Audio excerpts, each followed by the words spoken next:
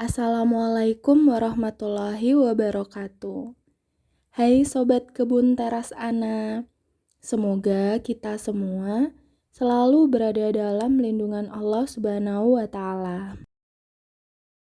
Beberapa macam cara membuat kompos banyak kita dapatkan, mulai dari yang spesifik ke jenis bahan utama kompos yang digunakan, sampai ke beragam wadah yang dimanfaatkan sebagai tempat pengomposan.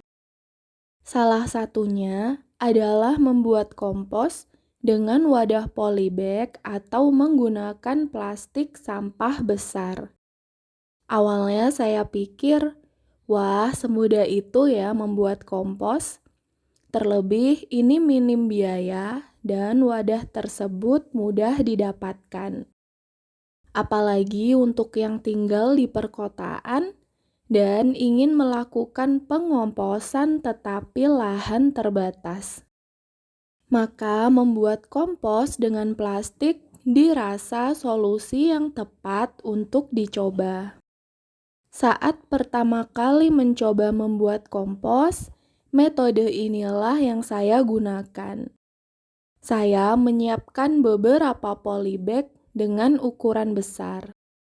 Ukuran ini saya pilih karena di waktu berikutnya saya membutuhkan cukup banyak kompos untuk digunakan. Saya memasukkan apa saja ke dalam wadah kompos. Limbah dapur harian adalah bahan utama pengomposan saya. Berjalannya waktu, kompos saya menjadi seperti tumpukan sampah yang berbau tidak sedap dan belatung menjadi tamu yang cukup mengganggu saya. Belum lagi di dapur dan di rumah saya muncul lalat-lalat berukuran kecil, tetapi saya kurang paham nama hewan ini. Mereka bergerombol dalam jumlah yang banyak. Ketidaknyamanan ini muncul setidaknya beberapa minggu setelah saya mengkompos. Lalu saya mencari bantuan di internet bagaimana menghadapi kompos yang berbau dan mengundang hewan bermasalah. Karena terlalu kecewanya, saya pun menghapus semua video yang terkait dengan pengomposan awal saya. Saya pikir untuk apa menyimpan sesuatu yang gagal, apalagi membaginya. Dan sekarang saya cukup menyesalinya. Karena ternyata kegagalan pun termasuk dalam proses pembelajaran. Setelahnya, saya memulai lagi dari awal. Ada beberapa hal yang membuat kompos saya gagal. Tetapi sebenarnya ini bukan gagal sepenuhnya.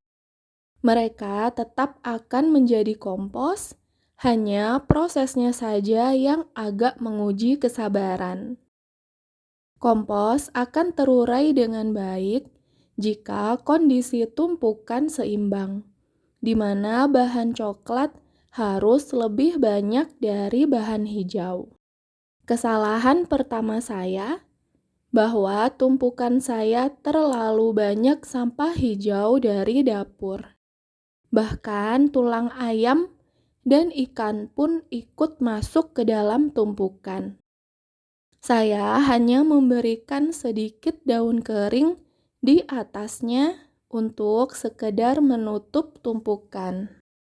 Setelahnya, kelembapan dan oksigen juga menjadi penentu proses mengkompos. Jika wadah atau plastik tertutup tanpa lubang, baik di bawah atau permukaan wadah, maka pengomposan akan kekurangan oksigen dan menyebabkan pembusukan. Pembusukan berbeda dengan penguraian. Penguraian adalah proses mikroorganisme memecahkan atau mengurai bahan kompos. Sedangkan pembusukan, seperti namanya, ini menghasilkan bau busuk dan mikroorganisme pengurai bisa jadi tidak terlibat pada prosesnya. Sekarang, saya memiliki tumpukan baru dengan bahan yang lebih seimbang dibanding sebelumnya.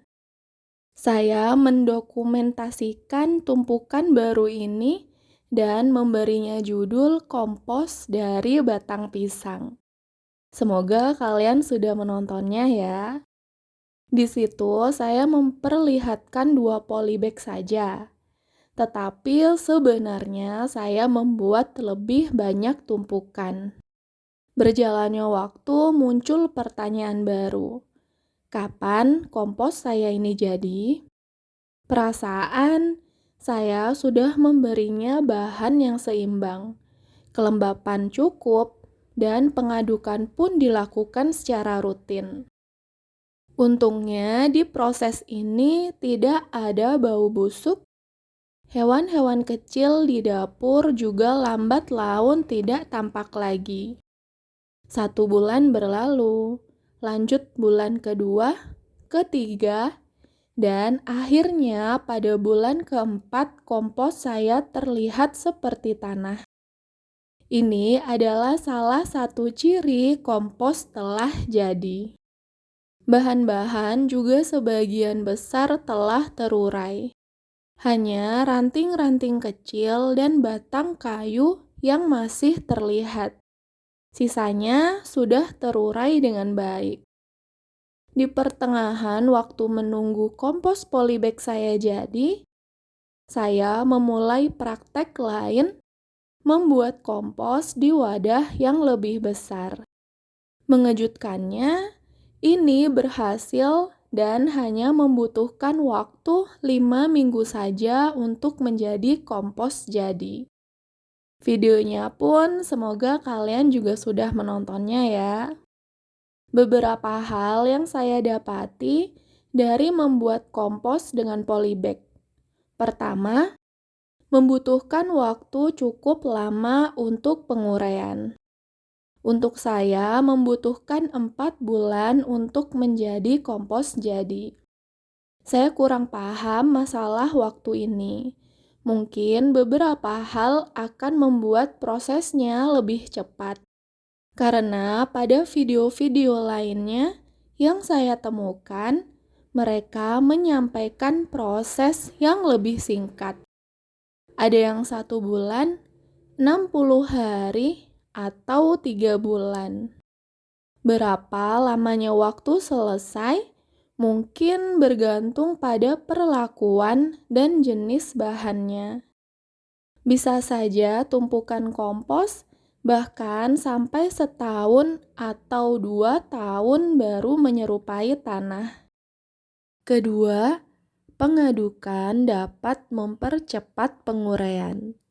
Walaupun ini tidak menghasilkan panas, tetapi oksigen tetap dibutuhkan agar mikroorganisme aerob dapat bekerja. Faktanya, jika tumpukan kompos kalian biarkan begitu saja, maka waktu yang dibutuhkan akan lebih lama. Mungkin setahun berikutnya kalian baru bisa menggunakan kompos tersebut. Ketiga, jaga keseimbangan antara sampah dapur dan bahan keringnya. Potensi kompos menjadi bau dalam polybag akan semakin besar jika asal saja memasukkan bahan pada tumpukannya. Wadah plastik memunculkan masalah baru, yaitu kebocoran yang sepertinya disebabkan oleh tikus. Saya kurang paham kenapa tikus tertarik dengan tumpukan kompos saya. Tetapi nyatanya itu memang terjadi. Untuk 1 polybag, saya bisa menemukan setidaknya 2 lubang. Terkadang, lubang-lubang itu bisa sebesar kepalan tangan orang dewasa. Ini mengakibatkan tumpukan saya tercecer keluar dan tumpukan kompos pun cepat kehilangan kelembapannya. Jika ditanya apakah membuat kompos lagi di polybag atau kantong plastik, maka jawaban saya adalah tidak. Mungkin saya akan menggunakan bak, ember, atau bekas wadah cat jika ingin melakukan pengomposan di wadah yang kecil. Demikian pengalaman saya membuat kompos dengan wadah plastik. Semoga bermanfaat. Wassalamualaikum warahmatullahi wabarakatuh.